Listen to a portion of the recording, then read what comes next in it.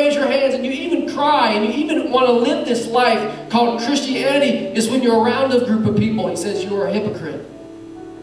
He said, I'm not looking for those. No, I'm looking for the one who does it in his room. I'm looking for the one who does it when nobody else is watching. Those are the ones that I'm seeking after. Those are the ones who know the real me. Then in Psalms 26:4. Psalms 26:4.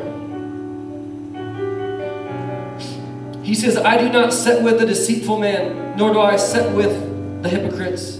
Jesus is saying, man, I don't even want to be in your presence. Man, I don't even want to sit around you. Man, I don't even want to be associated with you. And then in 1 Peter 2:1. 1 Peter 2:1. It says, therefore rid yourself of all malice, of all deceit, of all hypocrisy, of all evil, of all slander, of envy, of every kind. And then he says, then to be like newborn babies craving the spiritual milk. So that's where I think we've kind of missed it as Christians.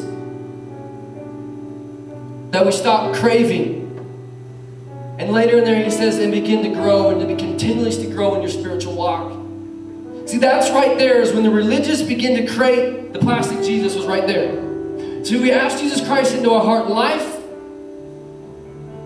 And then we kind of dive into his word and we begin to know this real Jesus and what this real Jesus wants us to do.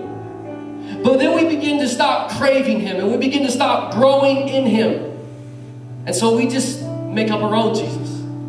We make up this plastic Jesus. Do what I believe he's saying in 1 Peter 2:1 is he's saying, don't change me. Don't change what I really want you to do. See, some of you in this place, and I know, listen, I was 16, 17, 18, 13, 14 years old also one time, and I listened to my youth pastor 1,000 million times. And he would do sermons, not even like this, but sermons like this, and I would sit and he would, talk about repenting, and you church kid, and you church brat. I was a church brat my whole entire life. And the whole time he would be preaching, I'd be sitting in my seat, and I'd be saying, dude, that's not me.